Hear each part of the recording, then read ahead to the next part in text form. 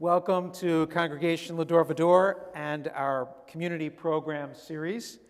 I'm Rabbi Stephen Moskowitz, and I have had the privilege of serving the community for 22 years now. Before I introduce this evening's guest, let me share a few reminders about some of our upcoming events. You can attend all these events in person here in our synagogue sanctuary or online through our website, Facebook page, and YouTube channel. Join us next Tuesday, April 9th at 7 p.m. when our topic is Jews and Comedy with Jeff Gurian in conversation with Mike Reisman. Sunday, April 24th at 11 a.m., we will learn about the synagogues of Long Island and the Jews of Long Island with Brad Kolodny. And on Wednesday, April 27th at 7 p.m., we will enjoy a jazz concert with the Yaniv Tabernhouse Trio. If you're a guest, please feel free to add your name to the sign-up sheet in the back, and we will add you to our email list. This evening's guest is Rabbi Mike Moskowitz, who is the scholar in residence for trans and queer Jewish studies at Congregation Beit Simchat Torah, the world's largest LGBT synagogue. He is a deeply traditional and radically progressive advocate for trans rights and a vocal ally for LGBTQ inclusivity. Rabbi Moskowitz received 3 ultra-orthodox ordinations while learning in the Mir Yeshiva in Jerusalem and in Beit Midrash Gavoha in Lakewood, New Jersey. He is a David Hartman Center Fellow and the author of Textual Activism and Graceful Masculinity. Perhaps we should share a copy of this book with Will Smith. His newest book, Seasonal Resistance, will be available at the end of 2022. And Rabbi Moskowitz's writings can be found at RabbiMikeMoskowitz.com. This is not to be confused with my blog, RabbiMoskowitz.com, since I apparently grabbed that URL first. Please join me in welcoming Rabbi Mike Moskowitz to Congregation Lador Vador. Thank you so much. So, a few questions, but I first want to start with a story about how I came to know you and become friends with you.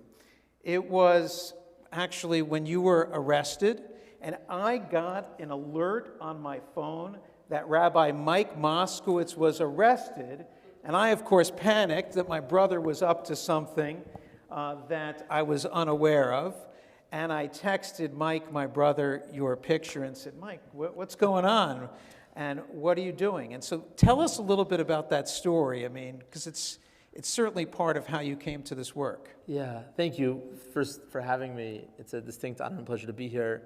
And yeah, that was a really significant day for me, both spiritually and then professionally. I was a rabbi at Columbia University. I was the rabbi of the Old Broadway Synagogue in Harlem. And I had come out very publicly doing this work, and shortly thereafter was looking for a new job. And in the interim, I was actually managing a deli in Lakewood, New Jersey. And it was not the worst job I ever had. And it was the winter about 5 years ago, and I took a day off to get arrested for civil disobedience for DACA, for immigration, in the Senate Rotunda. There were about 80 rabbis that went down, and we got arrested. We were singing, and it was very well organized and orchestrated. And in the back of the police wagon, they had us separated by gender. So there was like 5 male-identifying rabbis. There was this mechitza, this metal partition down the middle, 5 female-identifying rabbis. And the woman across from me said, we're a bunch of rabbis. Does anyone have any Torah they want to share? And I had just written an article on gender and clothing. And we're in handcuffs, so it's like a captive audience, right? It's like a rabbi's dream. Like no one's going anywhere. And so I shared these thoughts, and this woman was very confused. This woman is Rabbi Sharon Kleinbaum, who is now my boss, but has been doing LGBT work for decades. And she tells the story that whenever somebody says, I have new thoughts on these topics, she kind of rolls her eyes because she's heard it all before. And this was coming from a different place. And through the next, I guess, 5 hours, we were kind of segregated in a warehouse and processed. And she came to hear a little bit about my story and why I was working at a deli. And she and some very generous congregants at Congregation Beit Simchat Torah created a position for me to be the scholar in resident for trans and queer Jewish studies. And I'm finishing up my 4th year there. That's great. And this is history. and this is how we became friendly, because of course we share the same last name, and I know that you sometimes get emails that are meant for my brother now as well. His secretary and I are good friends. So it's great. So how did you come to this? I mean, Yeah. you don't look this part. Yeah. Is that a fair thing to say? That's fair. And you're not the first person to tell me. Yeah. So, I mean, how does this go together? Your openness and your sense of inclusivity, and yet, your deep traditional sense. So, within my tradition and what I received from my teachers is that God doesn't put extra people in this world, right? God doesn't make mistakes, and being, I think, in relationship with the divine requires, as a prerequisite, to be authentic and to be genuine. Who am I in relationship with the divine? So a sanctuary literally needs to be a safe space to be that in relationship with God and in community.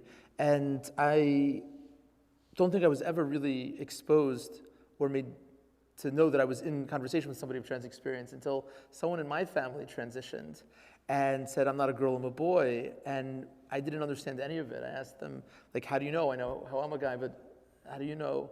And there was a certain simplicity and clarity that I just am. And I was at Columbia at the time, and they were very generous in the gender studies department speaking to me. And I reached out to Keshet in Boston, and I said, listen, I just don't understand, and I would love to. And it took about 3 weeks to get to what I think is a pretty advanced and generative space of just knowing that I don't know, being cisgender, being the gender that I was assigned with, I think just limits my awareness to my own body, where somebody of trans experience has a more expansive awareness that's not necessarily informed by the body. And when I started hearing from people the anxiety that they were feeling, particularly in orthodox spaces, which are gendered by their nature, that when a person walks into a synagogue, you have to decide what side of the partition am I going to sit on, and right. And just what happens if somebody finds out, and can I be counted in a minyan, and I just had no idea that there were people that were struggling around, can I let the world know who I really am? And I just felt like that's not a Jewish concept. That's like that, we don't have that in our tradition, that people need to be afraid of the ways in which God made them. And so when I was speaking to my rabbis of, dealing with the person in my family, I just didn't hear anything that was informed. In fact, they were honest that we've never gotten this question before.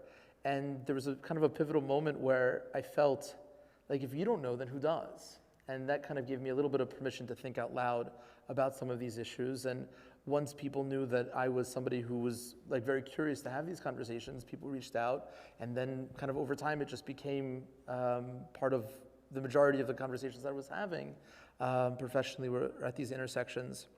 And I started writing under a pseudonym first for Keshet, and then about a year later, something got leaked, and it then became much more public. But for me, it's been not a contradiction or any sort of tension in trying to reconcile, well, what do you do with this and this? That I don't think this is just part of the human experience. I think this emanates from the divine. We're creating the image of a God that doesn't have an image. God has gendered attributes but doesn't have a body.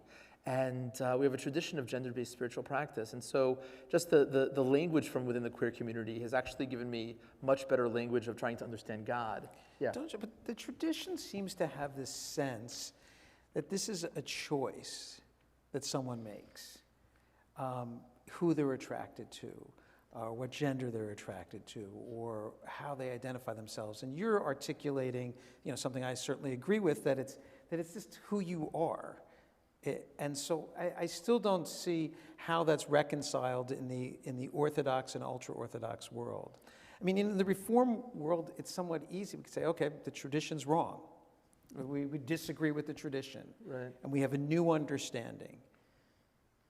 So the Reform movement is not a place where I feel entitled to have a conversation, but from what I understand, correct me if I'm wrong, it's relatively recent. right? That even in the 80s, the language that was coming out of the Reform movement was pretty homophobic. Yes, that's fair.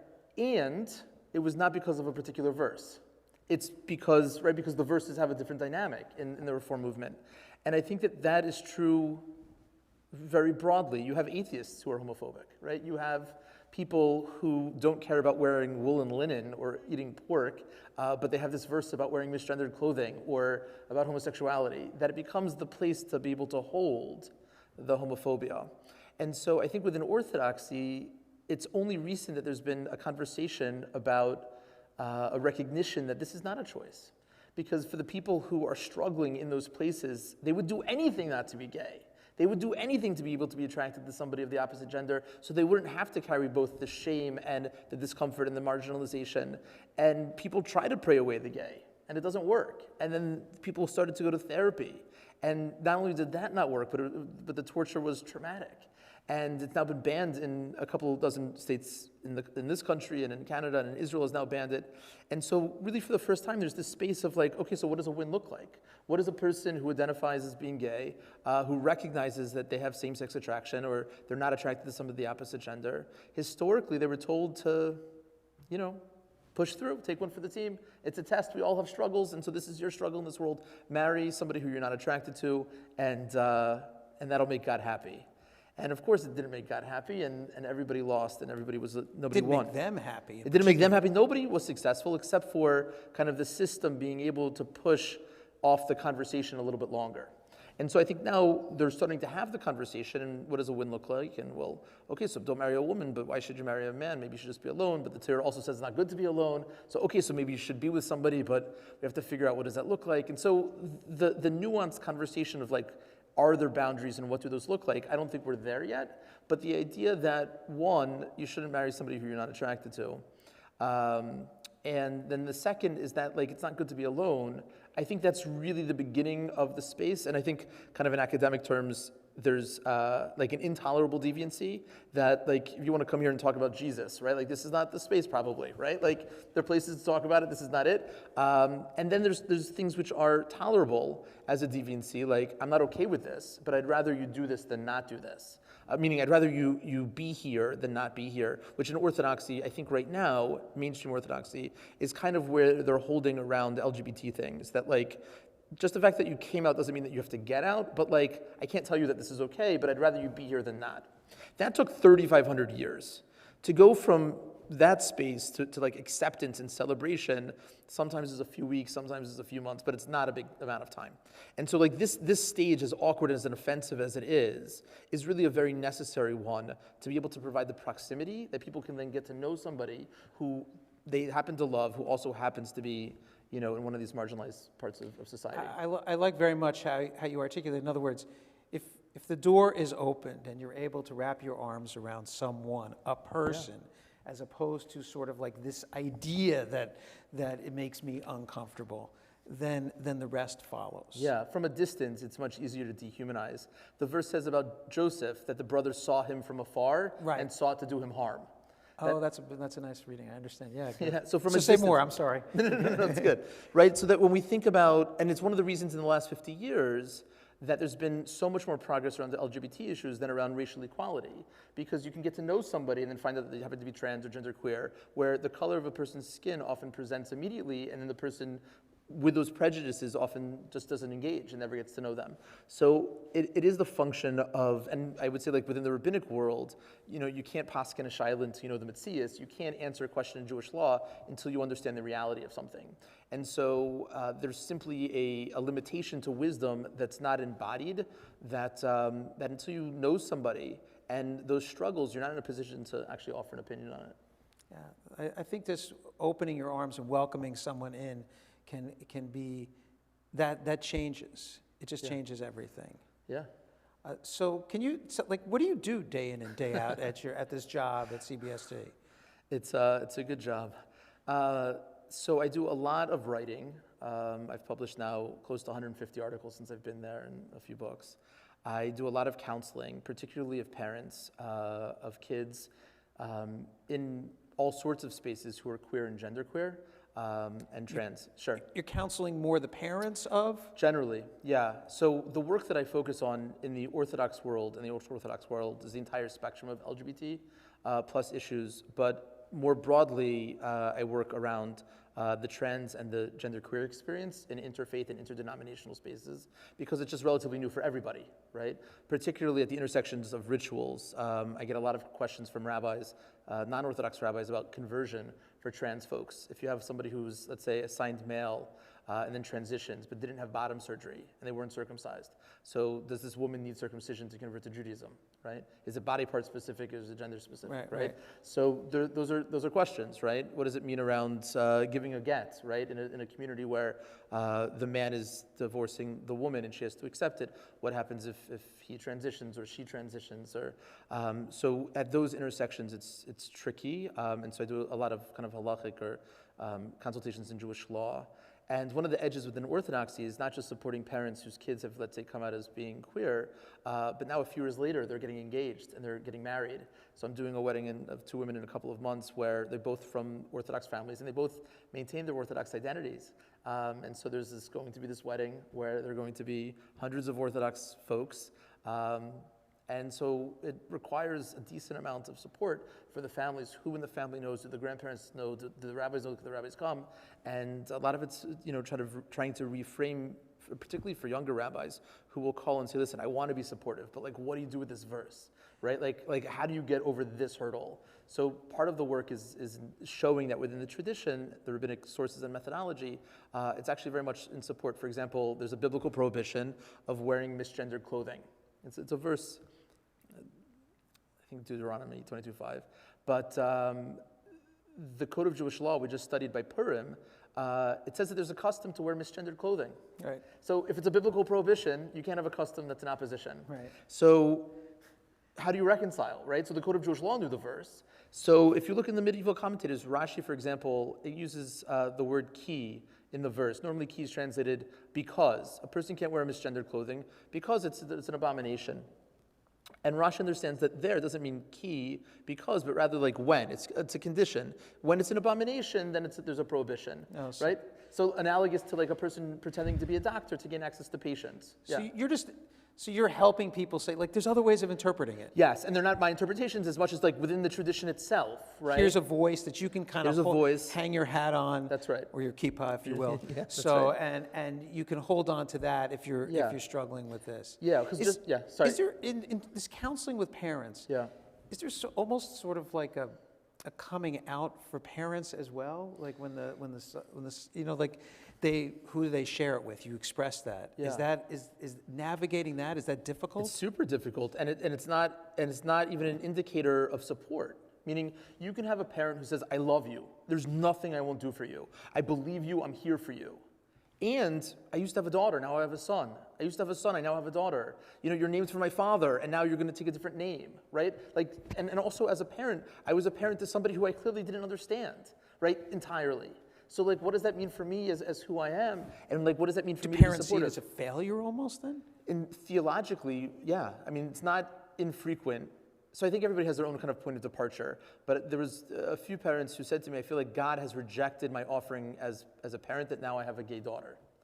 And so I said to him, maybe, but alternatively, maybe God sees you as like the unique type of parent who could handle having a gay daughter. So there's one father reached out, he came with his wife to my office and said, my daughter just came back from seminary and she told us that she's a lesbian, and I feel rejected and I feel ashamed and I feel like all is lost. Like I invested all of this and God rejected it. And so I said, well, is your daughter still Sabbath observant? Is she still Orthodox? And they said, yes. So I said, okay, so you have a choice. You can either have a lesbian daughter that's Shomer Shabbos, or you can have a lesbian daughter that's not Shomer Shabbos, right? But it's up to you, right? And because one of those is a choice. Right. And so like, I understand you had a vision of her walking down the aisle with a guy. So take out the guy and put in another white dress or whatever. And like, but this is not a rejection. It's not only is it not a rejection, but it's a fulfillment of all the values that you gave her. She, despite the homophobia and the rejection of her parents, is so committed to Judaism that she's not willing to let go of it. That's a win. So you can have, Jewish grandchildren and all the things which for them is so important. So I think part of it is recognizing that it's not easy, and that's par for the course. And it's getting easier and easier, and it does get better. But it takes a special parent. If we really see our children as being kind of entrusted within our care, that at some point they will outlive us, and they're not ours in terms of us owning, but really we are responsible for them. So God chooses very special people, right, to be able to entrust them with people that need this kind of support. So it is, and something that I've learned in counseling is that parents need to have spaces to talk this out that's not involving the child, right? Because it's not on them, and it's a truth in social justice more broadly, that for people who are already kind of burdened with the weight of all of the things, to ask them to dig deeper to make it easier for you, like, is not always very helpful. Some people are nourished by it, most people feel encumbered. And so like this is kind of another microaggression of an additional weight. So it's important for parents to find clergy and support to say like, hey, I love my kid and I want to get this right, but like, I just don't get it. I don't get it, I don't understand it, and like, I want to. And part of, I think, the work is realizing that, you know, by Purim is also, we're trying to reach this level of ad lo yada, to know that we just don't know. We don't know what it's like, you know, the anxiety that many people of color have getting pulled over by police. We just don't know what that's like. Right. There's a lot we don't know, but that doesn't mean that we can't advance the cause of being supportive. And listen, yeah. Listening is really important. It is, but the admission that I don't know, and I think the understanding, and people feel that they worry about, what's the terminology I used? Am I using the right word? So do you want to kind of like help us with that? I mean, so yeah, sure. People are so very nervous about that. They're nervous about what they can say, what they can't say. They're worried about saying something that's going to be wrong. They're also very worried about, you know, Uncle so-and-so in the family who's sort of like the family authority. What is he going to say? Yeah. So I think on the first piece, what's important to know is that invariably there's going to be space between the intention and the impact. Allyship in general is very awkward. It's predicated on the world being broken, people being dehumanized. It's also person-specific. It's often as elusive as it is aspirational. What can be really affirming and validating to one person can be deeply traumatic and offensive to another. And you just don't know until you're like in that close kind of proximity of the relationship. So what I've found has been the most kind of positive contribution is the clear intentionality. I want to get this right, and please correct me if I don't. That itself of like, hey, this is relatively new for me, but like, I want to get there, that desire, that clear articulation of I want to be supportive, so, you know, please bear with me, that goes a really long way. There's a reality that the language continues to change every single day. And so saying like, okay, for example, it used to be the way that a person gave their pronouns was to preface it with, you know, my preferred pronouns are. And that lasted for a certain amount of time, and then it became really offensive. Like, I don't prefer if you call me he, him. This is my exclusive pronouns, right? Like, it's my only pronoun. So by saying I prefer is actually a little bit minimizing. And at the same time, there's always like these unintended consequences. I put them on my Zoom screen, but I was prepping for a conversation with a man of trans experience who didn't have them on. And he said, you know, the truth is, I spent a lot of money and I had a lot of painful surgeries so that I don't have to tell you what my pronouns are. Oh, like, wow. I want to present male and like not have to tell you. Oh, wow. Right? And so like, there's no one way to do this. And recognizing that what can be for one person, like, so it's really about like kind of being there and saying like, listen, like maybe you have some food allergies, like maybe you have food preferences, like I don't know what you like until you tell me, right? So like, I want to make sure that you have food that you like, so like tell me what I can do. So I think that posture of like, hey, I'm here, I want to be supportive, just let me know if there are things that I can do to be supportive. And like the language continues to shift. Someone reached out today, they identify as it. Okay. That doesn't feel like, to me, an elevation of humanity, right? It feels a little bit like, but okay, this is how you want to be called, so I can have my inside voice of like, okay, that's something. But like, it's actually not relevant.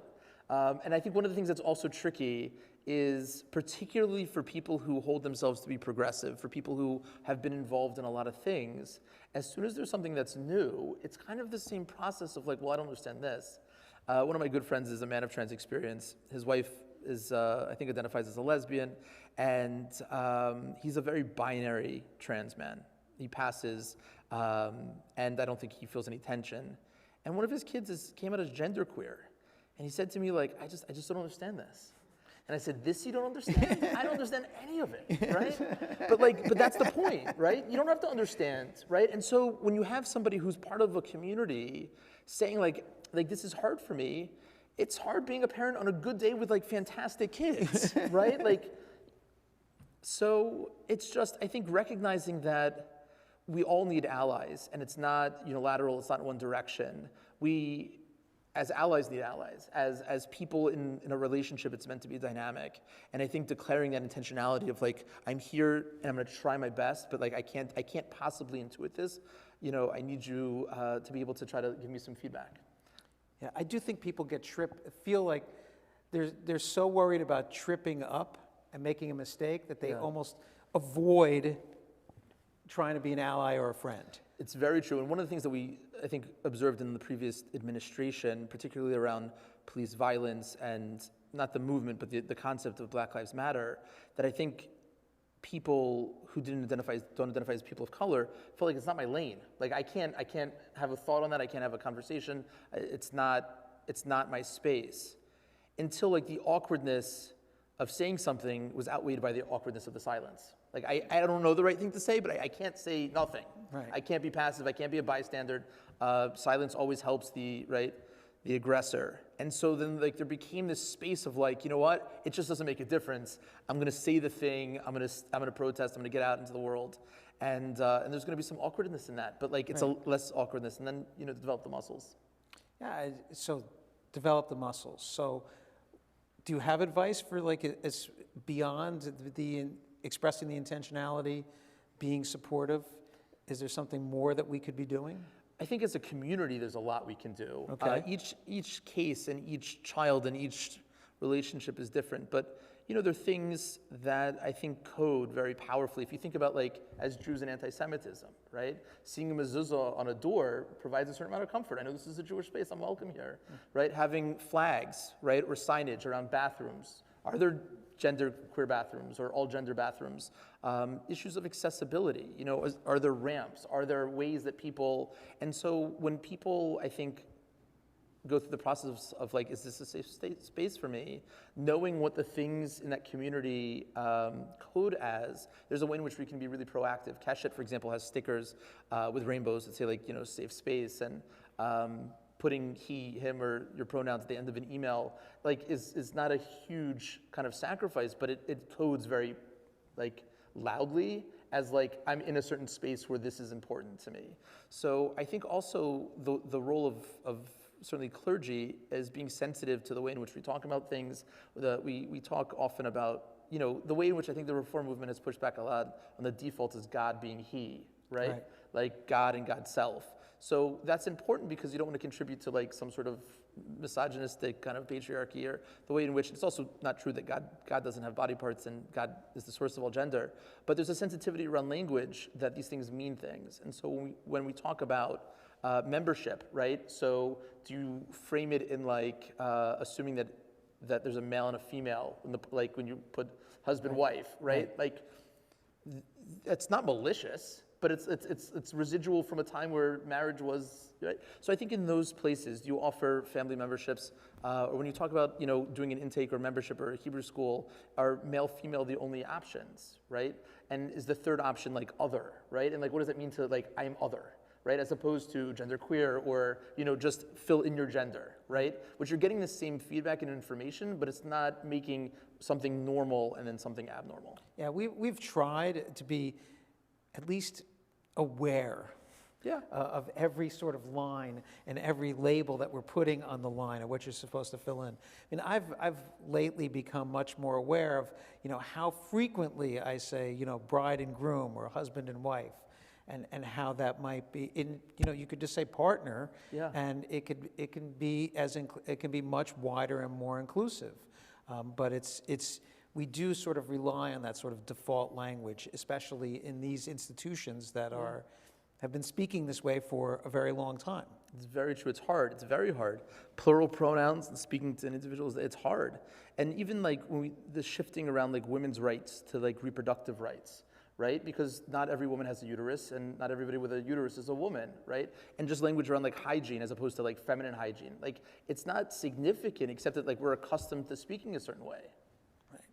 But changing that, it's hard to change those habits. Yeah. And I grew up in the South. I grew up in Richmond, Virginia, and and certain things are like change is necessary, right? It's just and it has changed. I mean, we used to joke that we had the world's largest collection of second place trophies, right? And then like they've ripped them down, right? Like they've just ripped down. Robert E. Lee got ripped down, but it's like it's history. It's not, and it's heritage. And it's not hate. And it doesn't belong on our streets anymore, right? And so it really never belongs in the street, if you ask me. Super fair. But that's my perspective on those statues. For sure. When I was in high school, they put up Arthur Ashe on Monument Avenue, and Arthur Ashe, of course, is a famous tennis player and a person of color, and everybody was upset because the good old boys were like, not on my street, and people of color were like, what are you doing, right? And it takes time. Another way to say that is transitions are difficult, right? It's adolescence. You're not a child. You're not an adult. It's uncoupling. It's retiring, right? So the world is in transition, and it's a little bit awkward right now, and that's honestly kind of where we're holding.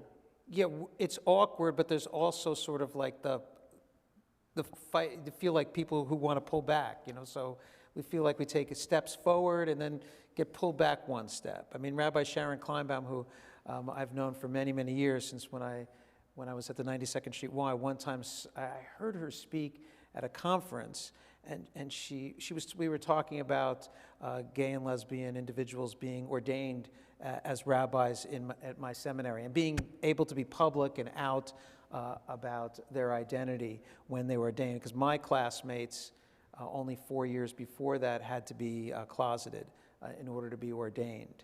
And so she said, you can't ever take any of these changes for granted, Sharon said. Like, they can be taken away in a heartbeat. And I, at the time when I heard her, was like, oh, come on, Sharon. I mean, like, these changes are in. We're there. We've got them already. We can kind of like sit back and move on to the next one. And she was like, you got to fight for them every single day, because they can be taken away, and it can change overnight. And so I do feel like that there's a lot of pushback on some of these things lately, and the public discourse about these questions. We were talking about this earlier, especially around trans rights. It's just sort of like it's out of touch with the individuals who are going about the experience. It's this sort of grand object that people are holding on to, that this is going to change everything for me if we allow this or don't allow that. And so talk about like how these things are discussed out in the public sphere. They're rarely discussed properly. I think that's because fear, which is at the source of whether it's Islamophobia or transphobia or homophobia, it's a fear of the unknown, and it's almost always a fear from those people who actually have much more privilege and entitlement than the ones who they're pushing back against, right? And it's true around white supremacy, it's true around all of the things that if we let this group of people have any amount of gain of closer towards equality and equity, it's going to be at the expense of our kind of supremacy and our hypermajority. So, for example, conversations around trans folks in bathrooms. Statistically, trans folks are much more vulnerable and susceptible to violence in bathrooms than cis folks. And trans folks, like healthy people, they want to go to the bathroom, and they want to come out, and there's nothing. And so one way to frame the conversation is bathrooms should be safe and accessible for everybody. And they're not in this country. For parents who like take kids to the movies, and they're, I don't know, somewhere between, let's say, 6, 7 to like 11, 12, they're not young enough to take them into the wrong bathroom, but they're kind of too young to be going to the right bathroom by themselves. And like, we shouldn't have bathrooms which are scary for kids. So like, there's a healthy conversation of like, why aren't bathrooms safe already for everybody, as opposed to like the most vulnerable people going to the bathroom are going to threaten those people who have the most privilege in going to the bathroom, right? Yeah. It's completely backwards. Yeah. And so much rests on people's fears. I've had people say to me, like, well, if you were to officiate at gay and lesbian marriage ceremonies, which I do, then that's going to say something about my marriage. And I was like, how? what's it going to say about your marriage? It's going to say that, people can be in love and be married, and that they will be committed to each other. How is that going to be anything about what you have with your partner? It's very strange, but people do feel threatened. They feel like the institution, and people, look, I have friends who are deeply homophobic, and they articulate that they don't want to live or expose their kids to a culture that says that this is okay, that these are not values, these are not family values, and that we are minimizing, kind of the definition of what marriage is when we make it accessible to something that's not just a man and a woman. And I think, a healthy response is that marriage isn't an institution, love is, right? Like love is love, and so we created this thing that allows for some paperwork and taxes and a ceremony, and it has nothing to do with one man, one woman. It's just not a thing. It's a social construction, and people, and so I think part of what has happened since marriage equality passed is that now there's no shortage of examples of amazing couples and amazing marriages. At CBST, we have couples that have been together for 40 and 50 years, and they're the cutest people in the universe. You're saying, this is somehow, this threatens me. If anything, this intimidates me. I wish I had a relationship that was, as sweet as this is. And so, like most things, it comes from a place of ignorance. Most fears, it comes from a lack of exposure to what's real. Talk a little bit about, switching gears, this activism and this allyship that you've so embraced. There's been some personal costs. Yeah, it's hard. It is hard. It's hard, and people do feel threatened. Somebody who went to my seminaries and yeshivas and presents as I do, that this does feel threatening. And so there's been a lot of pushback. When I first took this job, I was kicked out of the rabbinical group for Orthodox people in America. I was asked to resign. Did you resign, or did you make them kick you out? No, so this is the story. There's something called the RCA, the Rabbinical Council of America. Right.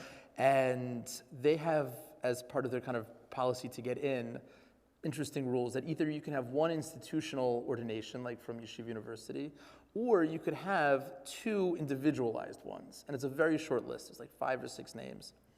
And I wanted to become a member. I had 2 individualized ordinations, but they were from the same person.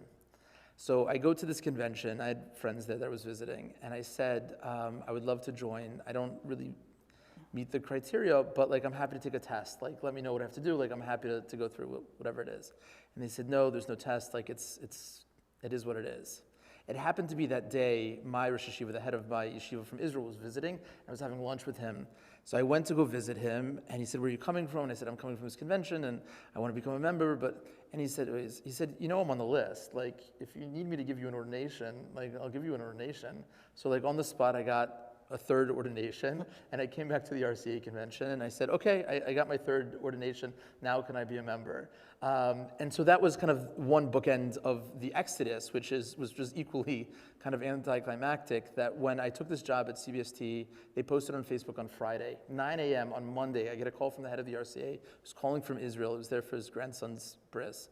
And he said, half of the RCA supports you, the other half is in opposition. If we don't throw you out, the half that's in opposition might split, or they're going to do something. But if we do throw you out, the half that's in support of you is not going to cause any problems, which is how the world works. You're so important. You could split the whole movement. Who knew? You would think I get all these Hanukkah cards and things, but it's not true. So I said, okay, but why do you want me to resign? And he said, because I took a rabbinic job in a non-orthodox synagogue. So CBST is the world's largest LGBT synagogue, but it's also unaffiliated. But I said I didn't take a rabbinic job. I'm a scholar in residence here, and you let women be scholar in residence, and you don't let women take rabbinic jobs. It's inconsistent.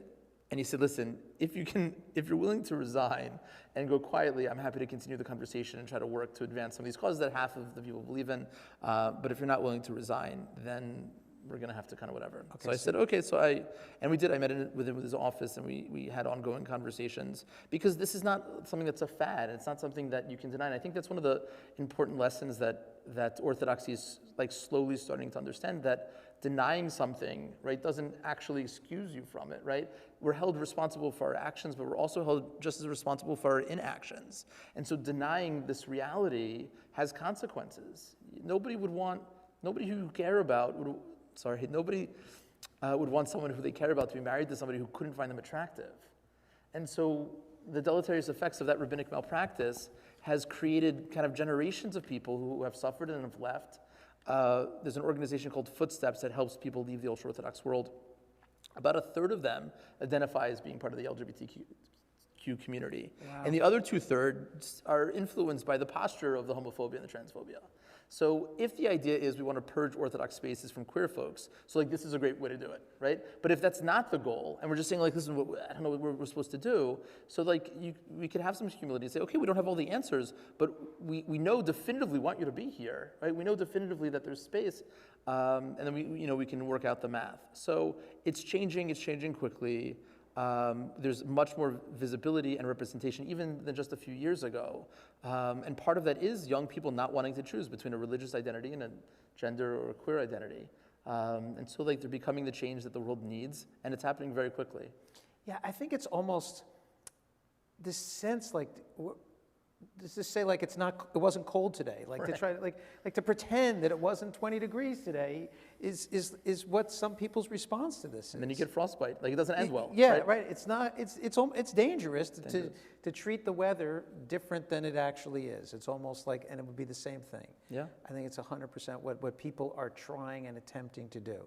You know, we spoke about the movie Trembling Before God, which I think was really a pivotal moment for the Orthodox world. Do you want to talk about that movie? Yeah, sure. So Rabbi Stephen Greenberg, who's started an organization called Eshel, put out this movie that was kind of voyeuristic in that for the first time gave kind of a portal into kind of the closeted queer experience within Orthodoxy. And there were a lot of the shots that literally were like from the neck below of women lighting Shabbos candles. It was, I think, groundbreaking in its time. I had a Rebbe who was gave an interview and had tremendous regret afterwards because he felt like he was validating, like this is real, and I'm giving my opinion on it, and it's very sad. But as a result, people felt like they weren't the only ones, and I think it gave, more than anything else, it gave people within kind of the closeted queer community hope that like there's not something wrong with me, and I'm not the only one. Particularly in insular communities that up until this point have been really hermetically sealed without internet. When people will go to public libraries or try to get online, they'll type in like orthodox, like man trapped in woman's body. Like they don't even have the language for transgender. And so like I think more and more people are recognizing that they're simply part of a populace, right? There's a certain percentage. We joke there's one in every million, right? It's right. Whatever it is, 10%, 20%, 5%, right? It's that they're people who are simply queer and genderqueer, and they're not alone, and they're not a deviation, and there are communities and there's organizations and there's life and there's hope and there's beauty and more and more there's the kind of the scaffolding to support kind of an integration of these identities. Yeah, that's wonderful. I mean, I think that's something that needs to happen, and that was really a tremendous shift.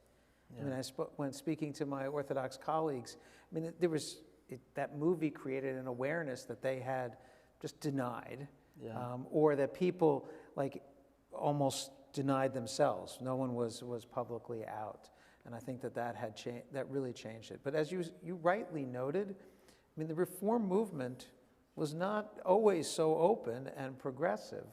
We like to paint a picture otherwise, but it was, when I was in rabbinical school, certainly in the early days, there was not the same openness and frankness to talk about this.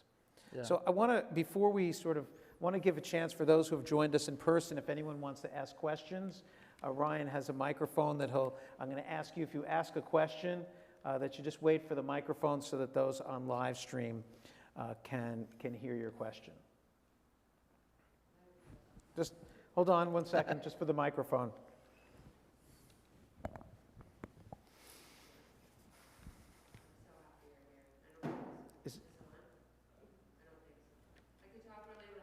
No, hang on one second.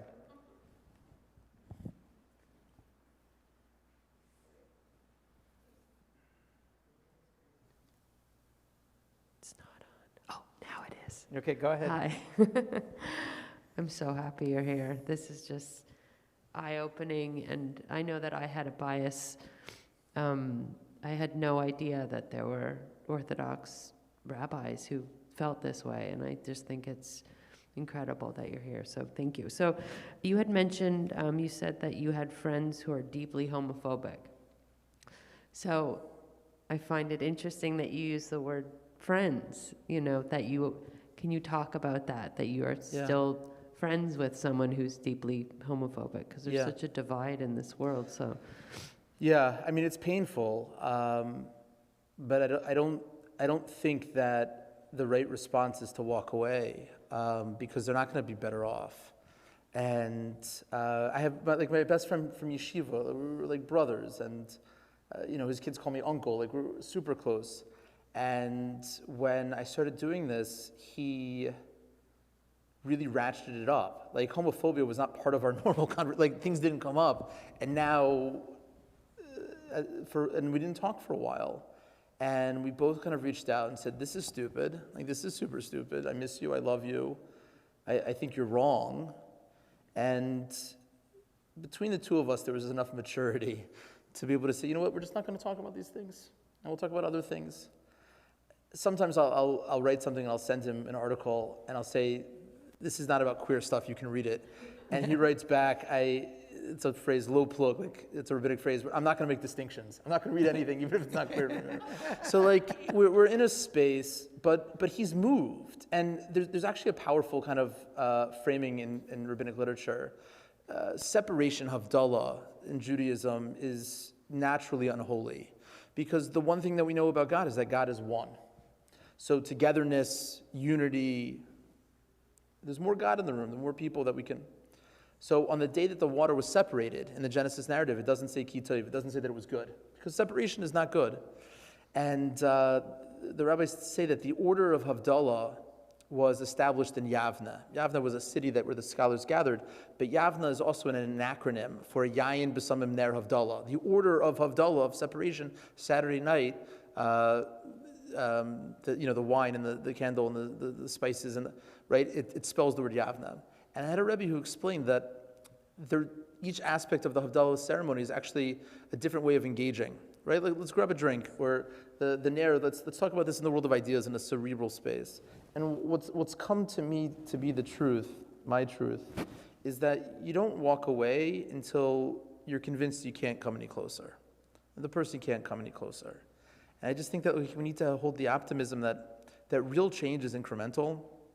It took a long time to get to where we are. And like, I'm not willing to give up on people. But it's hard. It's very hard. It's very hard. I want to highlight something that I think, and I want to make sure I understand it correctly. Your object in this friendship is not necessarily to change your friend. Yeah. You want to stay in friendship and stay in relationship. That's the main goal. Yeah. I mean, I know there's the hope that he would change. Yeah. But that's not your goal. My commitment to, my love for him as a human being is greater than whatever anger and disappointment and frustration I have in him not seeing it the same way that I do. And do you think he feels the same? Yeah. I think he's more angry than I am. I'm not angry at him. I feel bad for him, Nebuch. He's angry. He's super angry.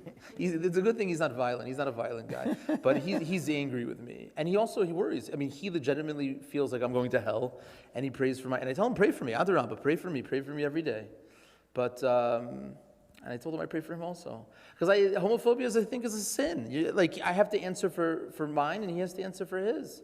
I told him I'm happy to give him pointers, but I think that one of the things that you've acknowledged, that this world is so divisive, and nobody sees the world exactly the way that I do. And so I'm going to be in a room with nobody. There's holiness in our ability to come together and to say I love you, and rebuke, a prerequisite for rebuke, teichacha, it needs to be coming from love. There's one great parable that the Jerusalem Talmud and the Dharm offers. The verse that tells us to love another like we love ourselves is also the same verse that gives us the prohibition of taking vengeance. The first part of that verse, can't take vengeance, love another. So the Jerusalem Talmud says, what does vengeance have to do with loving another? It's a strange thing to have one verse for this, one verse for this. So the Jerusalem Talmud explains the connection by offering a parable of a person who's cutting vegetables, and the left hand accidentally cuts the right hand. Or if you're right-handed, the right hand. So the Gemara says, does the other hand take the knife and then stab the one that cut it to take vengeance? It's nuts. You have one cut, you don't want two cuts. So if we think about humanity as being one body, vengeance is a self-inflicted injury. So love another like you love yourself, and don't try to hurt somebody. So if we really believe that we have to love another like we love ourselves, I know what it's like to lose friends. I know what it's like to lose Rebbeim. I wouldn't want to do that to him.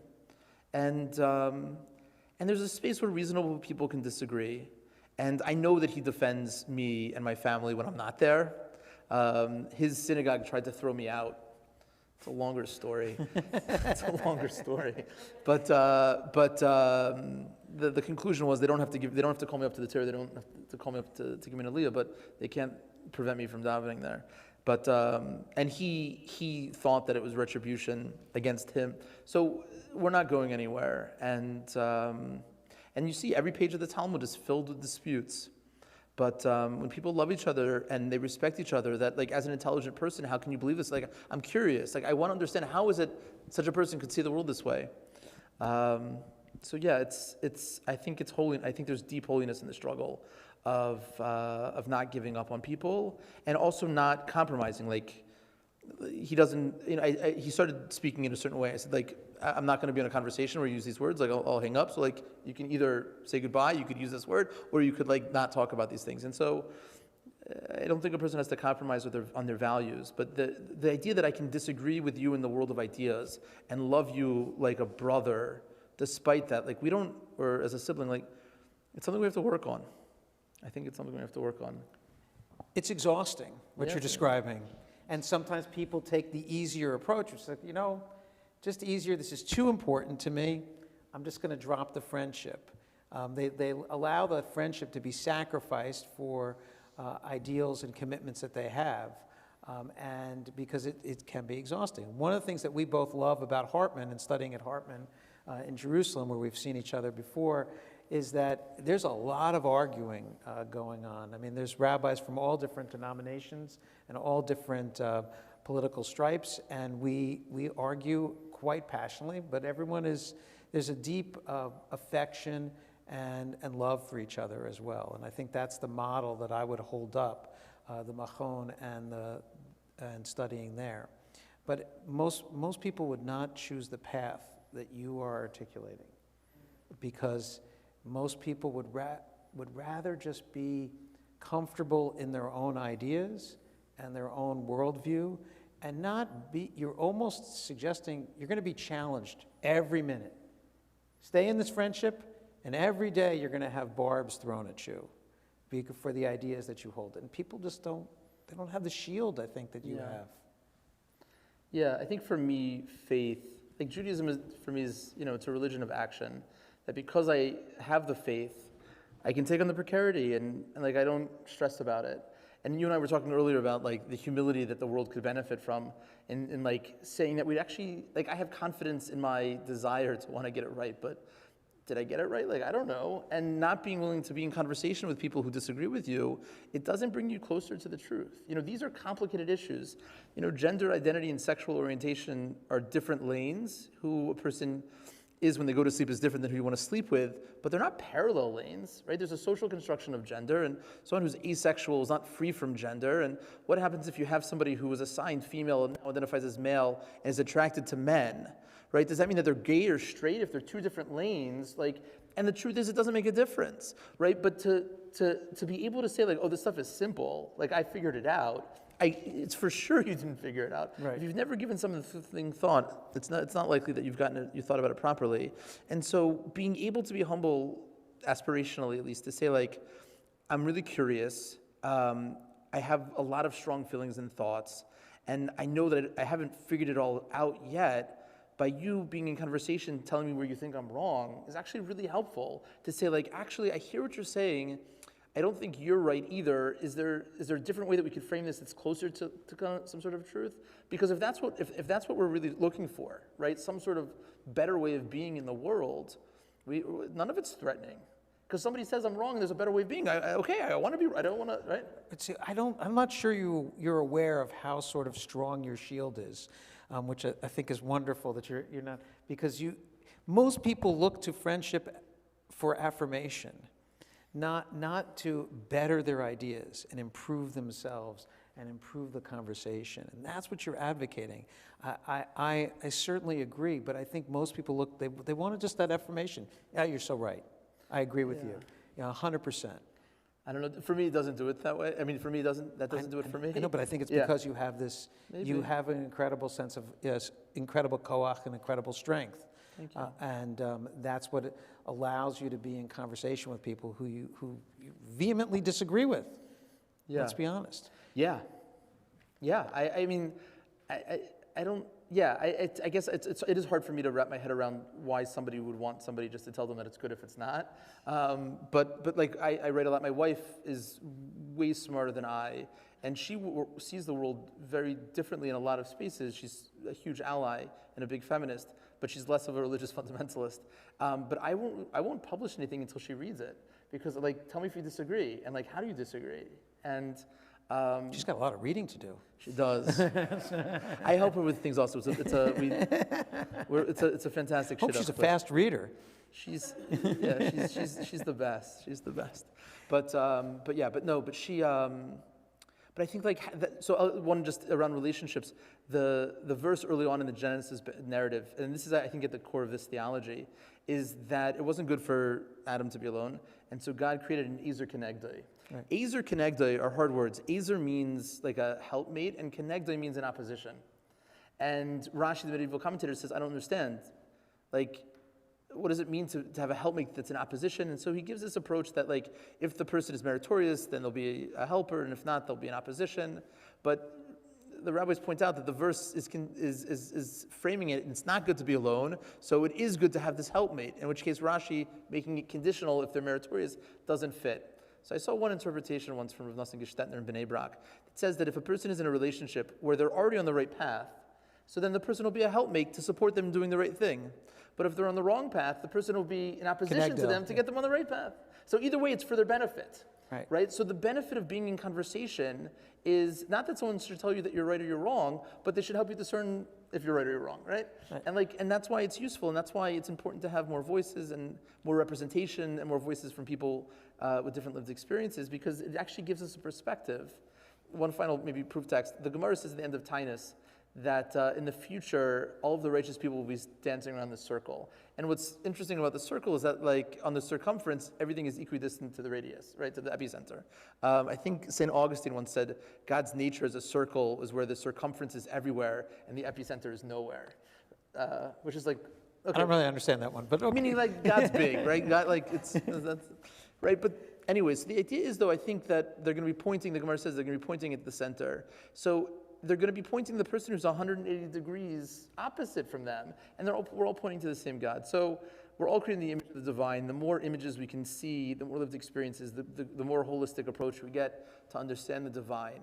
And so, if anything, it informs our, God right now is in the closet, right? Because it's not a safe space for God, because we erase God's identity as the creator when we dehumanize God's creations. And the divine revelation was God's coming out speech. And like, these things very much have their source in the divine, not relegated to just the human experience. I think embracing the mystery of creation and embracing the not understanding is fundamental to what we're talking about here. I mean, that is the crucial part. And at least for me, my most valued friendships, and certainly my most valued relationship in terms with my partner, my wife, is that because she doesn't tell me I'm right all the time. I mean, like, it's like, great, you shouldn't say that, or you shouldn't wear that. I mean, sometimes it's simple stuff, but that someone's not always saying, oh, wonderful, wonderful, wonderful, amen, amen, amen. I mean, that's not what you want in terms of a healthy relationship and a beautiful relationship. So I just, closing word, I want to give you the closing word first before I offer something. Yeah, I think what's alive for me, this past week we just read Parshas Parah, which is like this strange ritual of the red heifer. Mm-hmm. And it's enigmatic in that the person who's pure, who's officiating, becomes impure, and the person who's pure, becomes pure. And King Solomon says about it that I thought to try to understand it through wisdom, but she was elusive. And what I've been thinking a lot about is the limitation of wisdom. Like, you want to try to understand this as a way of then being able to be supportive. There's a lot we can't understand. There's a lot we're never going to understand. And there's just a limitation that when King Solomon, who's the wisest of all people, says, I tried to approach this from a place of a cerebral wisdom, and I couldn't figure it out. Because there's actually this other space of heart and soul, which is infinite and eternal and expansive.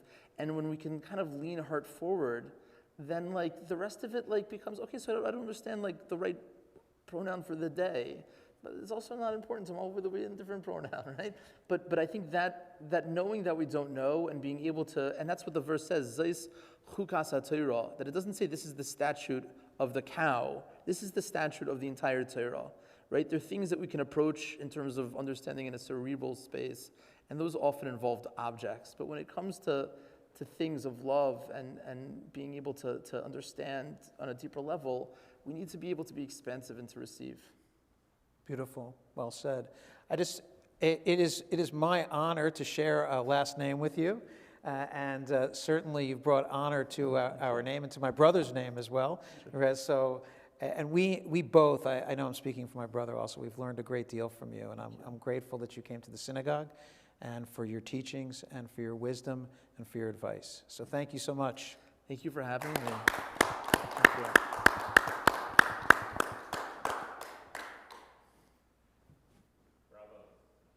Fantastic. Oh, so glad. Oh, thank you.